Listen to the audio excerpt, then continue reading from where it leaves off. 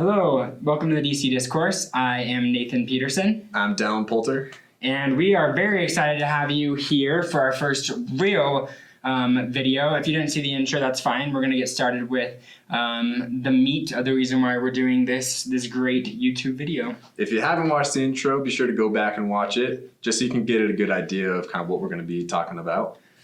So today is a theme that I think is pretty obvious by both of our t-shirts and also by some of the display that we have here. So we are very excited to talk about the OG superheroes, the dynamic duo, Superman and Batman. If you couldn't tell. So yeah, we're going to start off kind of giving you a little bit of background about each of the characters, kind of when they were created, who created them, why they were created. And Nathan's going to start off telling us a little bit more about Superman. All right, my boy Superman. So Superman started out in June of 1938. He was created by Jerry Siegel, and the artist was Joe Shuster. I'm sorry, I always butcher that name because I have no idea how to say that. I think it's Schuster. Schuster. At least that's what they keep saying on Geek History Lessons. All right, well, I guess you are right and I am wrong. So, yeah, they were the creators of Superman back in 1938. And since then, obviously, we have about 80 years of publication history. So there's a lot to pull from for this little video, but we're mainly going to be talking about just some of the basics, and then we've got a lot of discussion that we want to get into more than anything else. So the biggest thing with Superman, I think a lot of you guys know how the story goes. He was a baby on a planet called Krypton, and his father was Jor-El, who was one of the lead scientists of Krypton, and he was basically foreseeing that the world was going to end, and he called it, and no one believed him, so he decided to send his kid off into space. And then we find him in Kansas growing up on the farm of Martha and Jonathan Kent. So that's kind of the basis of how he gets here. There's actually a lot of interesting things with Superman when he first came out, though, that we're going to get into a little bit more about his superpowers and things like that. But that's just kind of the basics for now for anyone who has no idea who these characters are. Those are just some basics. So Batman, he first appeared in Detective Comics number 27 back in May of 1939, so just under a year after Superman. And he as well has been here for over 70 plus years. Just a cool fact is that they're the only two characters in the DC universe that have never had their comics canceled or had like a long delay between the comics. They've just been continuous the whole time, which is way cool. So Batman was created by Bill Finger and Bob Kane. And the reason he was created, it's very simple. And like, this is all I could find, honestly, is that the editorial at Detective Comics just wanted someone more street level and darker than Superman. And it's something interesting off of that because Superman came out and there was a huge success. And so with Batman, basically the editorials told Bill Finger, they said, we need to make our own Superman. We need to make something that will be selling as much as Superman, but obviously is more street level and is a little different. And so that's where you kind of get the origin of these two first characters. And what's interesting about this too is that they both had their own little series for a couple of years, but then in 1941, a comic came out that was called World's Finest Comics. And in this comic, it was probably a little kid's dream because it was a comic that had the Superman story and the Batman story together. And one of the most incredible things about this is it started in 1941, and that series went on until 1986, which is insane. That is such a long time of history, especially in comics where sometimes solo series only last a couple of years or so, depending on how well it goes. Is that the longest running series that has been DC? Would think so. Okay. I'm not positive on that. I'd have to check my facts, but I'm almost positive it is. So when we talk about the OG superheroes, it really does come down to Batman, Superman, and Wonder Woman, who's also part of the Trinity, as they like to call it. But we're going to save her for another lesson. So don't worry, we don't hate Wonder Woman. We're going to get to her another lesson because she is very vital and important in the DC universe and was an inspiration for all the other women in DC Comics. Exactly. So we're going to move on to a little bit about some powers and abilities. Some of them you'll know, some of them you might actually not know. So can you give us some powers and abilities for the wonderful Batman? Yes. So Batman, or Bruce Wayne, so he's got a genius level intellect, peak physical and mental conditioning, exceptional martial artist, which I'm going to talk a little bit about later, Brilliant deductive skills, inexhaustible wealth. He's a freaking billionaire, so I mean, he's got all the money he needs. Advanced technology and bat gadgets, and he always has his contingencies. He's always prepared for what's going to happen next.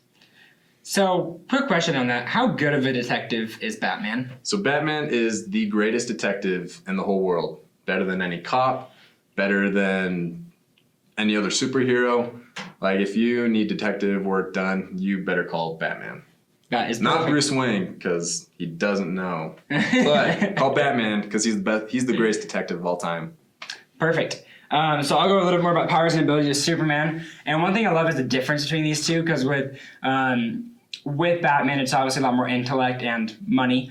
But Clark, my boy Clark here is, well, he's a powerhouse. That's true. So just to name, I'll just list them off. So we've got super strength, we've got super speed, we've got heat vision, we've got ice breath, we've got flight, invulnerability, x-ray vision, thermal vision now, and even telescopic vision when it's necessary. So they give him basically a very wide range of powers. And for most people know this, but his power comes because of obviously the lack of gravity on Earth compared to Krypton, but also the bigger part of it actually comes from the yellow sun that the Earth provides. So one thing that I think is really cool is also to see the progression of his powers throughout the years.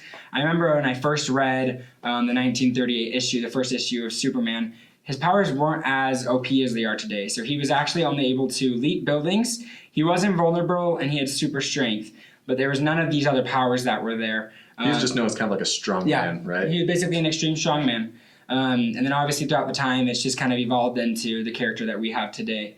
So talking about those characters, Don, what are some other names that Bruce Wayne likes to go by? Actually wasn't able to get that far. All right, well, So if you know any, I can off give the you top of some. your head. So we've got Batman, Bruce Wayne, the detective. Those Okay. are the main three I can think of. I wasn't as prepared for Batman, but I do have Yeah. Superman. So I'll get into Give me some Superman. Superman. Okay, Superman, we've got a lot. So you've got Clark, obviously, 'cause that's his name. Superman, Kal-El, and then you've got Man of Steel, the Man of Tomorrow, the last son of Krypton, and then a lot of the alien villains call him the Kryptonian because he is the last son of Krypton. And then some of the superheroes like to give him a hard time and call him either Big Blue or the Boy Scout, which we'll talk about a little bit more about his character traits and why they call him the Boy Scout, because he tends to be a little bit more, well, he was raised on a farm. We'll just put it that way. So what type of character is Bruce Wayne? So Bruce, I'd like to say he's complicated. I like to say he's a very independent character. I mean, he has a hard time trusting other people. I mean, I think the people he actually truly trusts is like less than 5 people, in my opinion. Because, you know, when you're an 8-year-old and you witness your parents get shot in front of you, it's pretty traumatizing. And he experienced evil firsthand. So throughout the rest of his life, he's just kind of a very lonesome guy. He definitely loves some people, though he probably won't ever admit it. Yeah, he's just he's kind of a lonesome billionaire, in my opinion. But he's got some people that he can't trust and does care about. Okay, so with that, who would you say the people that Bruce Wayne does trust? I'd say he trusts Alfred. Alfred? For okay. sure. His butler? For those who His don't- butler, Alfred Pennyworth. Pennyworth? Yeah. Yeah, I almost said Pennywise. That's not right. That's a scary It too clown. just came out, so we have to be clear here. Alfred Pennyworth. I'd say Dick Grayson, Okay. Nightwing. I don't know if he would trust all of the Robins. Yes, I would agree. Like, with not that. Jason Todd, I don't think. No. I kind of go back and forth on Selena Kyle, Catwoman, Okay. because he does eventually propose to her and marry her. So he could trust her. I'm still on the fence about that one. Damien, his son Okay. Damien, and maybe Tim Drake. Okay, so I'm going to add one more. I would say you trust Superman. Batgirl. Oh, And okay, Batgirl. him. Yeah. So the Bat Family and Superman is I would probably put in that list too. Yeah. And I think you're right. There are some characters. The thing with Bruce Wayne is in the comics, I was actually just reading one, and he talks to Jim Gordon, and Jim Gordon says, "Who do you trust?" And he flat out tells Jim Gordon that he doesn't trust anyone. That's him putting on the cowl, Yep. basically hiding himself. I think he does really trust some people, and I think his love for certain characters is there, but it's it's all in his head. He won't ever say it out loud, I think. And so with Superman, we'll go to his character, who again is a complete opposite. Superman is the farm boy. So he is really interesting character because he has all this power, but because of the way he's raised, he only wants to use his power for good, which is honestly one of his most powerful traits. I think it's what defines him, aside from having all this power that he has, because there are a lot of powerful people and creatures and whatever in the DC universe. But the thing that Clark has is this devotion and this passion for helping people, which I think is what sets him apart. So he, like I said, was raised on a farm, and I would consider him very independent as well, but in a different way. I would almost say isolated is a better word from independent, because as a kid, he was basically told to hide himself and to never reveal who he was to the world because his parents were scared of what would happen. But at the same time, he spent a lot of times, you get the classic scenes of him running in the cornfields and really developing who he was and the character that he wanted to be up into his late teenage years into his early 20s, and then obviously when he goes into Metropolis and finally decides to be Superman. One thing that I think is interesting too about his character traits is when he becomes Superman, is in order to become the hero he wants to be, this is kind of a classic thing with all heroes. They have to give up a part of them, and a lot of the times end up using their real self as their alter ego and as their secret identity so that they can be the heroes they want to be without anyone else finding out who they are. That's cool. One thing I wanted to add of one of the farm boy is I love at the end of Man of Steel when they're trying to search where he hangs his cape and he throws down their drone and they're just dude, how do we know you're not going to turn against us? And he's just I grew up in Kansas, General. I'm as American as it gets. Yep. And I just love that because it just shows he's so humble and just really loves the people and just wants to use his powers for good. That's perfect. So when did these characters first meet? As far as, let's talk about not in the universe, kind of in our own world. When did they kind of come together in our world and publication history and things like that? So I found this interesting. So before they met in the comics, they met on a radio show. So I'm going to kind of read the story about it because I wrote it down. So they first met on the radio series called The Adventures of Superman, which was back in 1945. And it's cool being able to listen to the radio show because they had some clips from it. So here's the story. It's interesting, and I couldn't find the last part of it. So buckle your seatbelt. So Jimmy Olsen and Lois Lane find an unconscious boy in a rowboat just out in the ocean, which is Dick Grayson or Robin. Clark Kent takes Dick to an apartment, leaves, and then returns as Superman. And so Robin asks Superman for help because Batman has disappeared. Robin tells Superman that Batman went on a mission where the fate of the world was at stake, but he hasn't returned. Robin also gives an account of the night before where he and Alfred were in a cottage or safe house, and men started attacking it. The men had mentioned the name Zoltan, and so Robin takes out some guys so Alfred could escape to deliver the letter to Superman at the Daily Planet, just kind of about what was going on. And as Robin was escaping, a bullet barely skimmed his head, and that's how he passed out in the rowboat. And then when he woke up the next day. So Superman tells Robin, hey, wait here, and when Clark Kent returns, do whatever he says. And Robin has no idea that Superman is Clark Kent. And so Superman goes out the window and flies away. Later that night, Clark Kent returns with some clothes for Dick since he was wet and all bloody. And they take a taxi to a park. Across the street is Zoltan's Wax Museum, which is their only lead for the disappearance of Batman. So they go inside and only see wax figures. Then against the wall, they see Batman dressed to look like a wax figure. And that's all the story I listened to, and I kept looking for the next section. And it's a little hard when it's from 1940. Yeah. So the next recording is somewhere out in space, and I don't know where it is, and I'm really curious what happened and why Batman is dressed up as a wax figure. So if you can find it and give it to us, we would please love comment to be and let able us to have know. that. Because Batman is just going to be a wax figure for the rest of life until I find out. So, there we go. That's the end of it. That's his story right there. That's the end of it. So I do think it's interesting, though, because a lot of people, we're in the modern age where comics are everywhere. We see them on movies. Everyone says they're a comics fan, and they go see all the movies and think that they're a comics fan.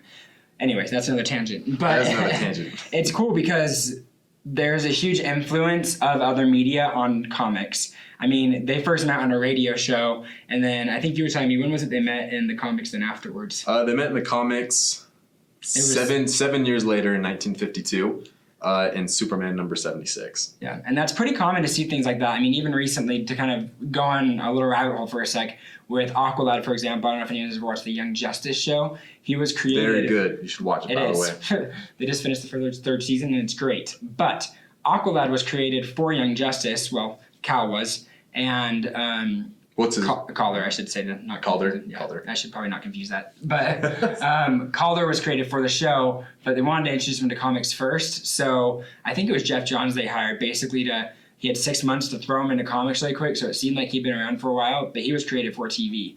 And things like that I think are really interesting, how the media affects it. And we're going to have a little more discussion about kind of media and comics in general and how they kind of get together. But yeah, I think that's really interesting to find out. Now I'm going to go in a little bit about how they met in the comics.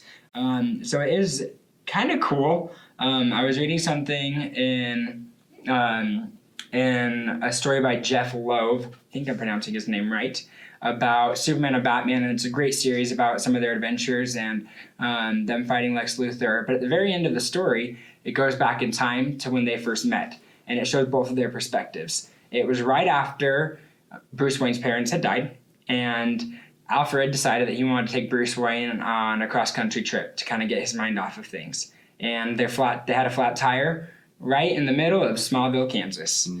And who was there? Clark Kent. Clark Kent was there on a hill playing baseball with one of his friends. And he looked over at Bruce Wayne, sees him, and he says he has the thought, I always think about whether or not I should have invited that kid to play baseball with me, and I never did. And I wonder what would have happened if I would have invited him. And then you see Bruce's side of the story where he says, sometimes I wish that Clark would have invited me to play, because I later find out that it was Clark and Bruce and they knew each other. And Bruce said, but I was already an adult at that time. I was 13 or 8 or whatever the age is, depending on what. Yeah. Anyways. Continuity is not real. But basically it says, I wonder what would happen if he would have invited me, and I wish he would have, but he didn't, so I became the Man-Hand today. So it's kind of a cool way of showing that they didn't necessarily just meet years later, but they met way back when. They saw each other then, which I think is a cool little fun fact. So now we'd like it's to a cool, cool metaphor of like how their relationship is going to be throughout their lives. Like there's this kind of like little wall between them. Like they're not always telling each other what they really think. Not always, but like sometimes they just have that disconnect where if they both just talk to each other, they'd click. And they often, more than anything else, they hide how much they respect each other. And that's one of the things I love most about this story. I'm talking about Superman and Batman with Jeff Loeb, is that they talk a lot about, in their thought bubbles, how much they appreciate the other one's skills, and then never say it out loud. And so it's just really cool. Batman is really bad at expressing his feelings. Really bad. No, don't date Batman. And then I feel like people don't tell Batman their feelings about him because they just feel like they're going to get rebuked. Yep, I would agree with that completely. Yep. I wouldn't tell Batman he's cool just because he'd be like, don't talk to me about that. Don't do that to me. Let's do the job. Mission. I'm like, sorry, my bad. Let's just get it done. Yeah.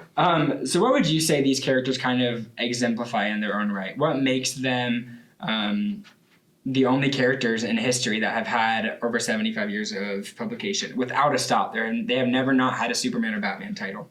I think just like when you think of what a superhero is, you think of like the cape, the tights, and the superpowers that they have, and it all just comes back to Superman and Batman. Yeah. Like they are basically the start of superheroes and the ones that we know today. Yeah, I would agree completely. We're going to talk about this is how when you think of superheroes, you think of masks, capes, secret identities, the classics with their underwear over their tights. All these things that we identify as superheroes started with Superman and Batman. So basically any other character that started, you can thank Superman and Batman for that. In Marvel and DC and a lot of other independent comics as well, it all started with these two. So they really all are the heroes, and their personality traits I think are really interesting too. And they both kind of exemplify different sides of superheroes. One thing I think is interesting that I was going to talk about is how Batman really exemplifies turning tragedy into a success for his life. So he takes a tragic event and tries to turn it around into something he can use. And he also is really good at using fear to his advantage against bad guys, which I think is incredible considering all the bad guys he goes up against, and his rogue gallery is huge. He is able to instill fear into them. Yeah. I was going to add to that. I'm trying to find that note. I will say that's because like people kind of talk about the like who they relate to more, and like I've always thought about that with Batman. Like it's so hard for me to relate to him that much just because of like how much he uses fear. Like I try not to make people fear me, or I don't use their fears against them. But on that side, it's really interesting. I think you and I both relate more to Superman, but there are a lot of characters out there who feel that a lot of people out there that relate more to Batman because they've had a lot of dark things in their past and they're trying to make the most of what they can with it, which I think is really interesting. Superman, on the other hand, has a different history in the sense that he's kind of a loner because of the isolation he experienced, which I think most of us geeks can probably relate to on some level, where we feel like maybe people didn't really get us growing up. We kind of have our own beliefs on certain things, and sometimes it can be kind of difficult just because you see things a different way. And the hardest thing for him is that he had to hide his abilities and hide who he truly was, so he could never let anybody get too close to him, which I think growing up could be a really hard thing to do, and it made him feel really isolated. But once he really does kind of come into his shell, and you see this in a lot of the comics in Superman Birthright, and then in even the Man of Steel movie, and most of these movies that portray him, you can see when he comes into his shell, he really does take on this character of hope and of leadership and of basically being a light to the world. The thing I love about Superman is like he's the example of like what us as humanity should strive for. And like I wrote it down just 'cause, like the way I thought about this is like he represents the best of what we can be as a species. And just like that's how people view Superman, is that he's just like he's a sign of hope, he's a sign of like morality and justice. Yeah, and it's really interesting because if we go back in time to Jerry Siegel and Joe Shuster, there's been some talk about this. I was trying to get it to be confirmed, and I haven't gotten it confirmed, but I'll bring it up because I personally agree with it. Both of them were Jewish immigrants. I was hoping you were going to talk about this. Yeah, so both of them were Jewish immigrants, and they create this figure that's supposed to be what they would portray what Christ should have been when he came.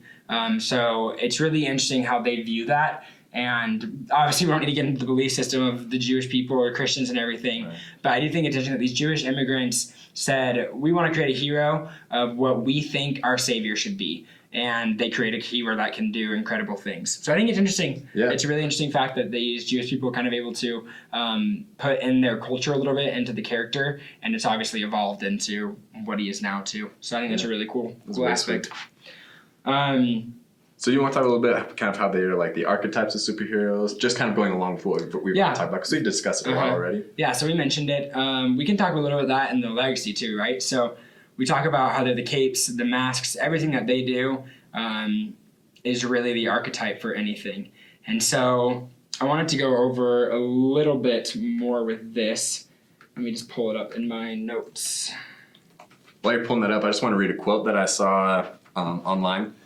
That someone had put about this when they were talking about Batman and Superman being like the essence of superheroes and the archetype of superheroes.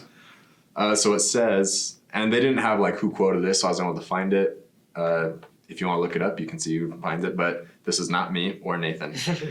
So the quote is, "The essence of the hero is not bravery or nobility, but self-sacrifice. The mythic hero is one who will endure separation and hardship for the sake of his clan. The hero must pay a price to obtain his goal." I love that because you could kind of talk about that superheroes, like they need to sacrifice something to have the life that they're going to live. And I mean, we see that with both Batman, Superman, and then all the superheroes to follow them after that. Mm-hmm. Yeah, and that's exactly what I want to talk about next is the superheroes that follow them. So they're all create legacies in their right. Mm-hmm. So with Batman, you get the whole Bat family that he starts. So the Bat family was started with Batman kind of taking Dick Grayson, the first Robin, and then eventually Nightwing into his house and taking him in as basically his son. And he does it with several other characters. But even aside from the Bat family, I would say that any other character in the DC universe that's a street level character is inspired by Batman in some way. Even if they don't necessarily agree with Batman's ways, there's a lot of heroes in Gotham that have this same belief. You have Batwoman, you have Huntress, and then you have Oliver Queen in Star City too. So you have all these characters that are really street level characters. And Oliver Queen is Green Arrow, for those of you who don't know. You have all these characters that were really inspired by Bruce Wayne or by Batman because they want to take things into their own hands, and they say, hey, well, if he can do it, so can we. Yeah. And some of the kind of legacy of Superman, you can add on to this. Yeah, this is kind of sure. cool I found. You've got Superboy or Con-El, Supergirl, Kara NZ, Yeah. or Kara Kent, you know. Yep. Crypto the dog, really cool. Steel, who is John Henry Irons. Cyborg Superman, who is Hank Henshaw. And Lana Lang, who is also Superwoman. Yes. That's right. So it's interesting how that works. And I mean, it's interesting too because some of those characters are really good characters. I personally really like Steel because Steel is one of the best ways to see how Superman affects the normal man. So John Henry Irons is a scientist who was saved by Superman once. I think he was falling off a building, and it changes depending on the comic, but Superman basically saved him, and John Henry Irons at that moment decided, I want to be like Superman. And so he went home, created a really sick steel suit and a hammer, and eventually it gets on to be able to shoot beams and things like that too, so it's pretty sick. And then he carries the Superman symbol and ends up being more of a street level character at first, but ends up joining the Justice League and all sorts of cool things. And when Superman dies, spoiler alert, it happened over 20 years ago, so I hope you're okay with that. He's one of the people to take on the role and the mantle of Superman for a little while, which I think is really cool. That's way cool. Both of Batman and Superman just have massive legacies, and they've had like such an influence on other characters for years and years, and more years to come as well. Yeah, and I think, in addition to Superman, the one I think I forgot to point out is it's not just in the Superman and in Metropolis. I would go to say that any other superhero that has great power is inspired by Superman. I think one of the best ones I can think of is Shazam, who is Billy Batson. Sure. I don't know if you have seen the new Shazam movie. He's a 14-year-old kid. Yeah, 14-year-old kid, but he gets the power from an ancient wizard, and basically decides that if he said I'm inspired by Superman to be a hero to the world, and if he can do it, so can I.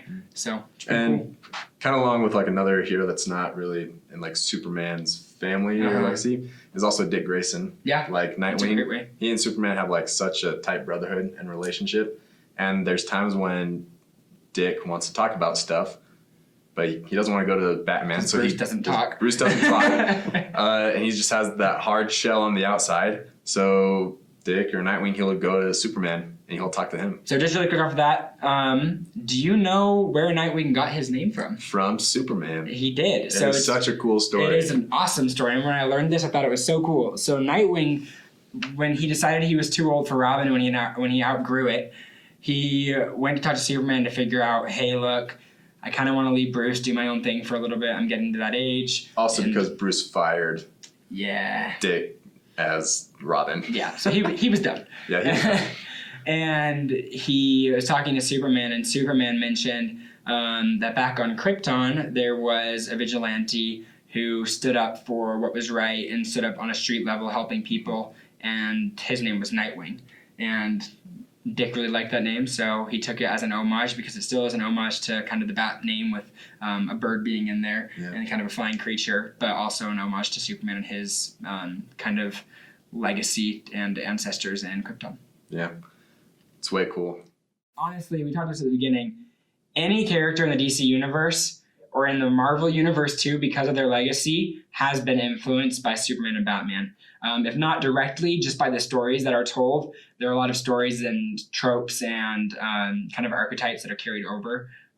For example, anyone who ever saw Avengers 1, the invasion of basically Thanos' army was also done by DC with White Martians and also with the Parademons. So that whole idea of invasion has been done by DC. And so these ideas in comics kind of get recycled through. I'm not going to go through who made them first between Marvel and DC because it goes back and forth. Yeah. But it's just kind of cool. Yeah. Kind of talking, it's kind of along the same lines, but also leads into what we're going to talk about with the differences between Batman and Superman. It's interesting to look at their legacies. Yeah. And because you see that Batman, like, the Bat family and people he surrounds himself with aren't necessarily exactly like Batman. Like they all kind of have their different personalities. But like Superman, I feel like he really surrounds himself with the same type of people and people that kind of have had similar experiences to him. Yeah. I mean, you look at the characters that he surrounds himself with, and they all kind of have grown up being told you can't like do this, like you can't fulfill your dream, but they all work hard towards it. Like look at Lois Lane, like wanted to be one of the top reporters. She was told you're not going to be able to do it, and yet she worked her way up. Jimmy Olsen told you're never going to be a great photographer for the paper, and yet he did everything he could to be the best photographer out there. Yeah. Perry White, you're not going to be you're not going to work for a newspaper. Yeah. And yet he leads the company. Yeah. It is really cool to see kind of how they both influence people in their respective elements. Yeah. I like it a lot. So you kind of mentioned the next phase, which is how they are so different. And we talked about this a little bit. But what is it that you would say makes them so different as characters? I mean, we talked a little bit about kind of what drives both of them. I mean, they both want to fight for justice, but the way they go about it is a little different, just with Bruce kind of being traumatized by his parents' death and wanting to just fight crime so it doesn't happen to anyone else. And Superman really doing it out of wanting like kindness and morality and love like throughout the world. Yeah, I've got it right here. That's what I was going to say.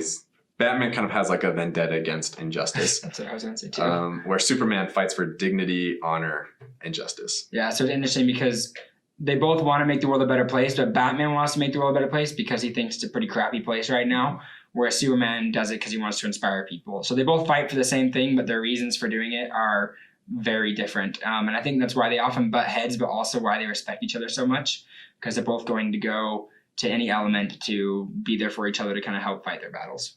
Yeah. And they both have their lines that they won't cross, which I think is really interesting too. That's true.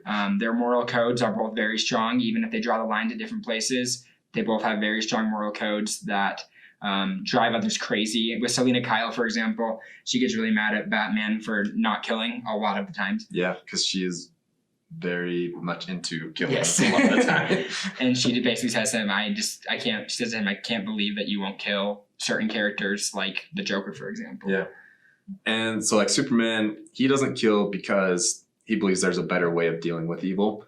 And also, this is in the comics, not in the movies, because movies Yeah. change things up very much. that's true. Just throwing it out there. And then Batman doesn't kill because he's experienced evil firsthand, and he doesn't want to fall prey to that evil. Because he knows, I mean, he said, like, once he crosses that line, he knows he'll never be able to come back.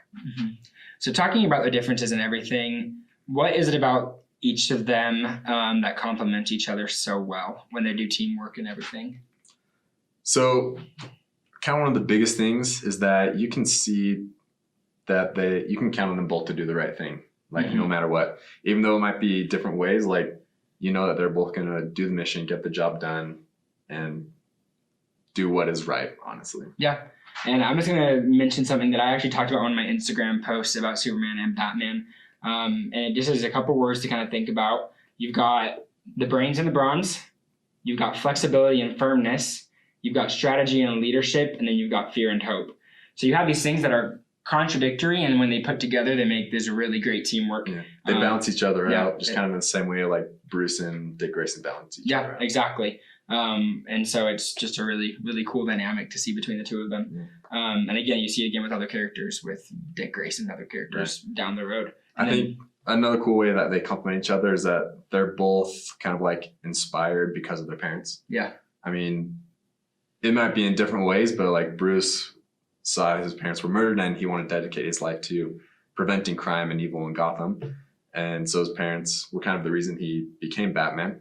And in Superman, his parents grew him up raised him to be able to use his powers for good and to help others. Yep, exactly. And that's exactly what I was thinking too. So that's perfect. What would you say kind of inspires you about both of them? So I kind of want to start with Superman just because he's so cool.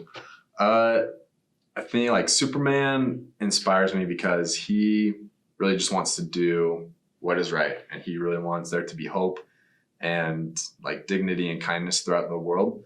And I'm not a big disagreeable guy. Like I don't like conflict. I don't like it when people like argue, like even like my roommates, like if someone's arguing, I try and like throw in a little joke there just to like ease the tension. And I mean, Clark just very much feels that kind of person. Like he just he just knows there's a better way for everything.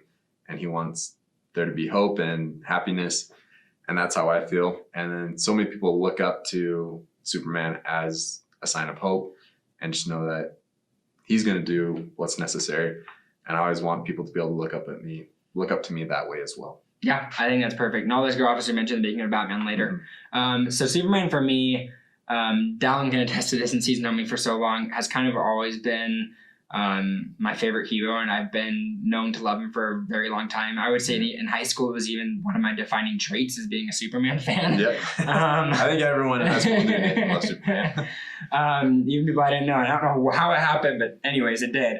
And the reason why I've always loved him is because I've always kind of felt that Superman is relatable in the sense that he's a good guy trying to do a good thing.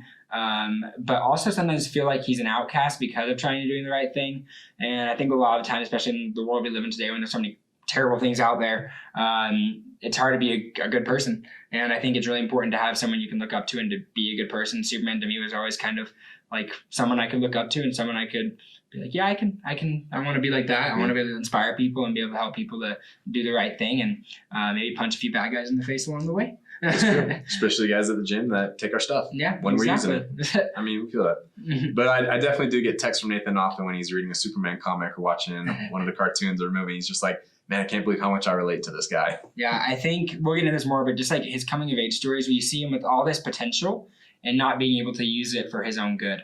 And I think that's something really cool is that we can take into our own lives too is, I mean, I'm kind of preaching a little right now, but like, if we have all this great potential, all these great talents, and we're not using them to help other people, then why are we giving these talents? And that's kind of how I feel like with Superman.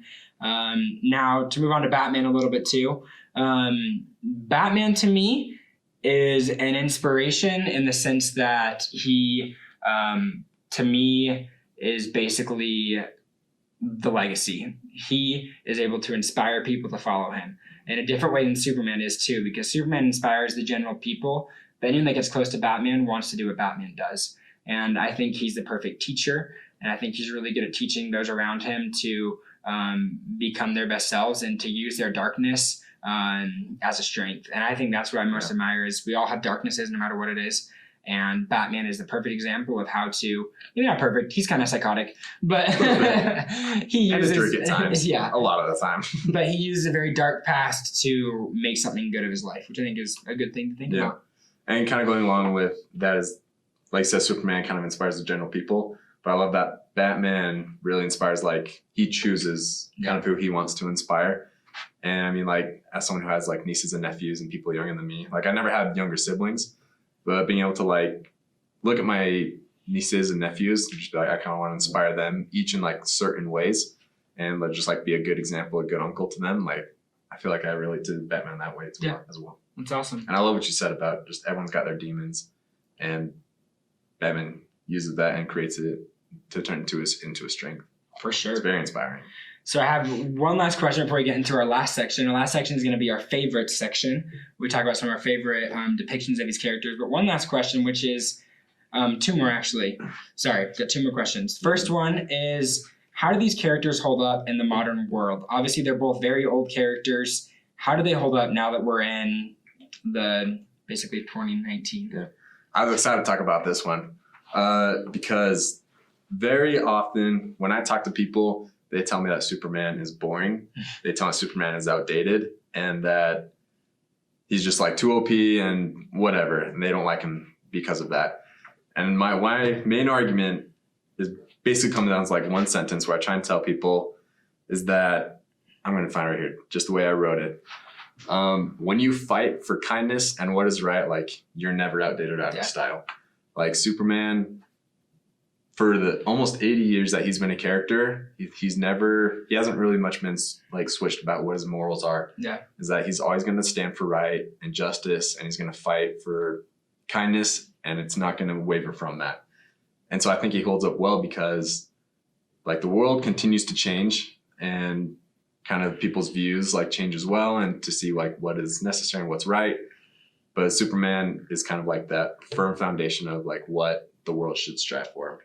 Yeah. So people may not see that he holds up well, like in today's world, but I still think he's a perfect sign of hope.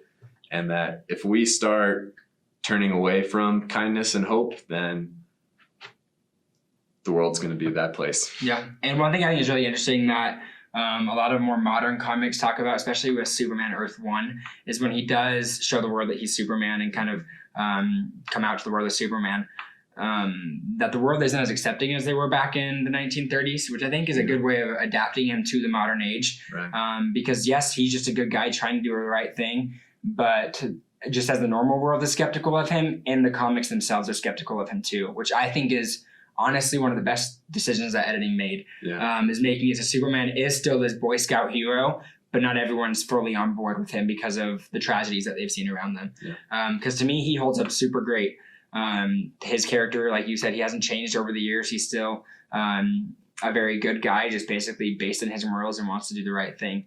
And The moment Superman stops fighting for that is the moment I die inside. That's a good point. Now, Batman, I think, is basically the same thing. Yeah. They hold up character traits. Batman has been fighting for the same thing. And even with the world getting darker and darker and more superheroes and more anti-heroes coming out, I think it's interesting that Batman hasn't ever been brought to the level of becoming an anti-hero and killing. Yeah. The closest thing they did is when they brought Flashpoint in, which is kind of an alternate universe, and they had his dad become Batman for a little while, and because his dad is alive and his son and his wife get killed instead, and you see that what would happen if Batman were more of an anti-hero killing, but Right. Bruce Wayne has never gone that far, which I think is awesome. And along with Flashpoint, a little off topic, but when Thomas Wayne writes a letter to Bruce, gives it to the Flash to be able to Take it back to Bruce, and you see Bruce read it and get very emotional. Mm-hmm. That's a tender moment. Yeah, I think these characters really do hold up, and I think they've done a pretty good job really trying to modernize it. Obviously, there are a few things that maybe they could do to make it better. I'm more talking about technicalities. Like, I think it'd be really cool. It's something I thought of as we were preparing. I think it'd be super cool if, let me end this. Superman's glasses has been a theme that people have been annoyed with for years. Yeah. Is how can he hide? But everyone who's a Superman fan knows that it's more his acting when he's Clark, the slunched shoulders, everything like that. Which I think worked in the 1930s because he wore the nice big suit, baggy, and a hat. And the glasses too, and then which is kind of awkward. And he still does that, but what I think is kind of hard to adjust to now is with the modern day, all the technology we have, people would know who he is. Right. And with Batman too, with voice, everything, even if you try to detect it, they would figure it out. But I would love for them to just incorporate it in this. I'm sure it's somewhere, but incorporate that maybe in Clark's glasses there's something that like blocks his facial recognition or something. Yeah. And that'd be super cool. There's and they could do it because just really, this is a tangent, but in New 52, Dick Grayson was a spy. And all the spies had technology that they put on their faces that whenever people would look at them, their faces would twist so you couldn't see who they were. Yeah. And that's in Spiral. So I think it's really cool that they could do stuff like that. And that's just something I'd like to see happen is how they can kind of modernize more, not the characters, but just kind of modernize it so the secret identities and things like that really do carry over well too. And it'd be easy to explain that one. Bruce probably had the they just money need to and say technology to do it. And we saw in Young Justice, like Zatanna, like created that necklace of the charm necklace or whatever, to make a bug look like a human. So they could do it. They could do it. I just want to see them do it. I would love to see that happen. You know. So the last thing I wanted to say really quick before we get into the favorites is: do you think these characters can be replaced? If so, who would take up the mantle? Now, when I was thinking about this question, it's a hard one for me. It's a hard question, and I think there's kind of different sides for it. Like, can they be replaced as like the archetypes of superheroes? Like, absolutely not. I don't think so. As far as like their roles and like their positions being taken, I know like Batman could, because Dick Grayson did take over as Batman for a little bit when people thought Batman was dead. Spoiler alert, he wasn't. He was just lost in time. Yep. So I think that in that sense, like there, as like Batman's role, he could be replaced by some of his Robins or some of his other legacy characters. Yeah. What do you think about Superman? Or you can add to Batman. Yeah, so I'll add to Batman. I agree. I think they talk about this in the comics. There will always have to be a Batman because of the inspiration he is to the world, and because of that, the archetypes that are there. Now, the difference is Batman's not as immortal as Superman is and actually ages. So you see Terry McGinnis take on it, who becomes Batman Beyond. It's an old, started out as a cartoon actually, and then came into the comics. Very cool costume Very as well. cool. Futuristic Batman with more technology and is trained by Batman as well, and is actually has some Batman DNA too. We'll get into that in the future. Yes. We'll go deeper into the DNA. But so I think Dick Grayson or Terry McGinnis, because we've seen them do it before, can take on that role, and with the right training from Bruce. The minute Bruce is dead, we're screwed because he needs to be the trainer. If Bruce isn't the one that's training the Batman, it's going to end terribly. And I think that's the most crucial part, is as long as Bruce is still a part of the picture, then there can be another Batman, but it has to be Bruce that's behind the scenes. I mean, the next person I would want to train would be Dick.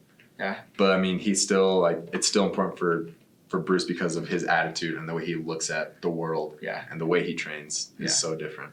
I think you and I are in agreement that if Batman were to be replaced, Dick Grayson. Dick Grayson. Yes. For sure. Yep. Easily. Hands down. If you disagree with us, comment and we'll talk about it. We'll talk about it. Now, as Superman, do you think he can be replaced? I don't think so. Yeah. This is given one thing, and it's something that is in the comics. I personally believe, I love Supergirl, and I love all these other characters that are superhero based and have the same power sets. I personally, though, think Superman really should be the last human being from Krypton, meaning that his powers and everything that he has are unique to him.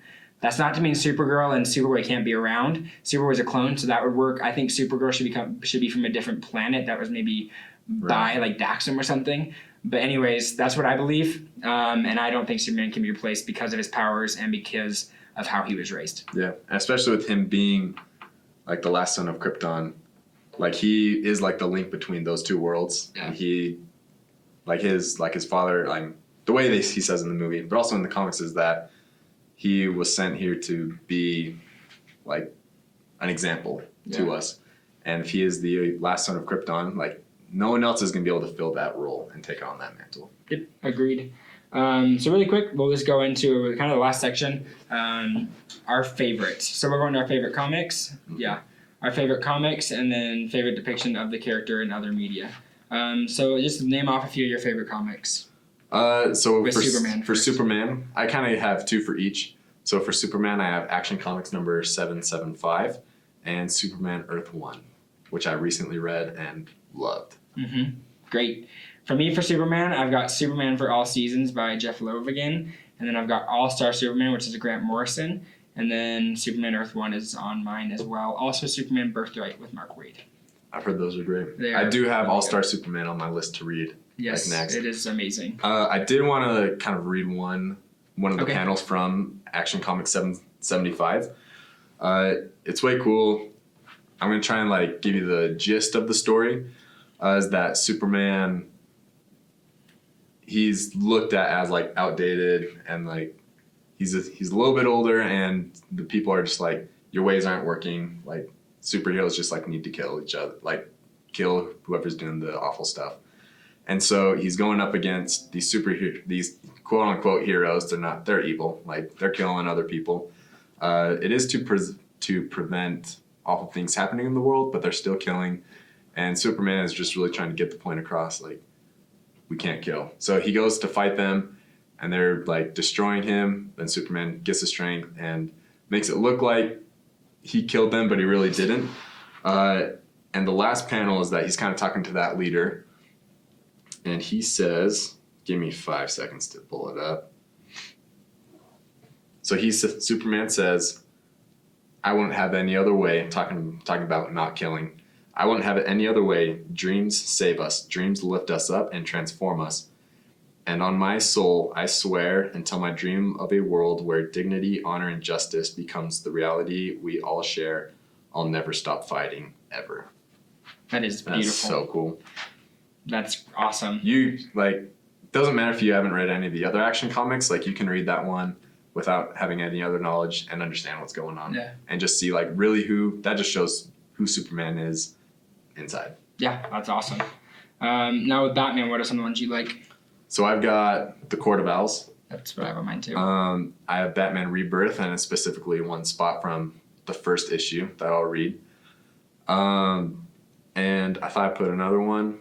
You go. Maybe I'll think about it. The other one I was going to say that I really like is Under the Red Hood, which is where you see Jason Todd. I'll be honest, I'm more of a Nightwing fan than Batman generally because I relate more to his character. So most of my Batman introductions and everything that I've actually read have been more Bat family oriented. So he's still around, but he's kind of more of the overarching figure. So any Nightwing story with him in it is great. Court of the Owls is cool because the whole family's together on that. And then Under the Red Hood is cool because you kind of see the effects of Jason Todd. So I think it's pretty cool. So I just want to read a couple panels from Batman Rebirth #1. So it's the very beginning of Batman Rebirth, and there's a plane that is coming down, crashing into Gotham City, and Batman is able to. It's kind of nuts. It's no human could do this. So he ejects from his Batmobile onto the plane that's falling from the sky. I mean, it's dope, but not humanly possible. Just saying. And he's kind of directing the plane on where it's going to go. They need to land it in a harbor. And so he's working with Alfred with some technology on the plane that they got on there to fly it through the city in between some skyscrapers to land in the plane. And Bruce has to stay on to get it to land in the harbor. Like, he can't jump off or else everyone's going to die. And so while he's descending, he gets it through the city, and now he's just going to the harbor.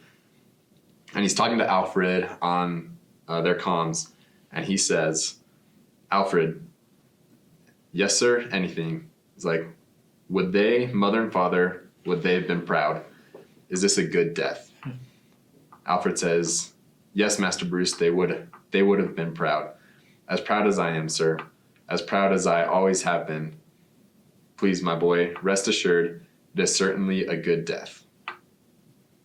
And then superheroes, one superhero named Gotham and Gotham Girl come and save the plane so he doesn't die. And you can't kill Batman in the first issue of this new series. It's so awesome, though. But it's like way cool because Clark feels that his death is coming, or not Clark, Bruce. Yeah. He feels that his death is coming, and he just has this really tender moment with Alfred, just talking about if his parents would be proud of him. That's super cool. The last thing I'll talk about with the comics that I just wanted to mention really quick are some of the, if you want to kind of get the interactions between the two of them, two that I would really recommend. One I mentioned earlier, it was the Superman and Batman run with, it's Jeff Loeb that does the writing for it, and it's beautiful. It shows both perspectives of how they respect each other but won't admit it to each other, and then how they go about working together. And then the other one that is probably one of my favorite comics of all time is Kingdom Come by Mark Waid, which again shows their differences but shows how strong of characters they are. Mm-hmm. They're both awesome. So now to move on to the last section, favorite depiction of this character in other media. Just list off some of these. So, we can do multiple? I kind of did one, but... Do two. Let's do two for each of them. Well, for Superman, I like Henry Cavill in Man of Steel is like my favorite. Like, I think he's the perfect depiction of Superman. I didn't have a number 2 for Superman. Okay. So I'd have to think about that. Do you have 2 for... Mine for Superman, I really do like... Mine's hard for me, actually, because I really like Man of Steel, but I honestly really like Christopher Reeves, as long as you take it back to those days and think of it as if you're watching from there, is also really good. I think for anyone who's trying to get a good introduction as to just kind of his general character, really should watch the Superman the animated series from the 90s. Is also a really great depiction as well. And along with like Batman the animated series for Batman. They're both great. So for Batman, I really love Christian Bale in the Dark Knight trilogy. Yeah. But I think my favorite depiction... I was wondering if you were going to say this. I was going to say this. My favorite depiction of Batman is in the Arkham video games. Yep. So Arkham Asylum, Arkham City, and then Arkham Knight. There is Arkham Origins, but it's a different voice actor and is done by a different gaming studio. But I love Batman in the Arkham video games, and the voice for him is Kevin Conroy, who does some of the other animated movies. Like, I think when I think of like Batman's voice, like I think of him. And it's just a wonderful depiction of Batman, and that, especially one thing with the video games is that they show how vital and important and how good of a detective he is. Like, there's so many times you have to do detective work to figure out what is going on. And also his fighting is nuts in those games. It's way fun to do. And it was a pivotal moment for superhero video games as well. It was huge. It influenced a lot. I thought you were going to say that. Revolutionary. That's the word I'm looking for. Mine is clearly Dark Knight. They're amazing. It's a series that basically made... Anyone who says they're a Batman fan who hasn't read any comics is because they've seen the Dark Knight series. Yeah. In my opinion, I love them. They're amazing. I would also say for the two of them together, the best thing I can say is obviously They're individuals, and then the reading. As far as other media goes, don't see Batman vs Superman. We're not going to talk about that. Yeah. But we are going to talk about is Justice League the animated series. I think that's a pretty good way of seeing them work together, and also in their animated series, their solo series in the 90s, both of them have crossovers. So those are mine, and yeah, we are excited to have done this episode with you guys. I hope you guys, like, if you didn't take anything away from this episode that we just said, I hope you just know that Batman, Superman work together, and they love each other, and they are better together, and they really don't fight each other that much. They do in comics, like, sometimes, but overall, they're brothers who are just working together to achieve a common goal. Yeah, they are the OG superheroes, and we love them. So that's all we have for today. Yeah. Feel free to comment if you have any questions about Batman and Superman that you want us to answer. Yeah. Follow us on Instagram, YouTube. At the DC Discourse. Give us a like, subscribe, so you can know when we have more videos coming out. But for now, we're going to boom tube it out of here. Later.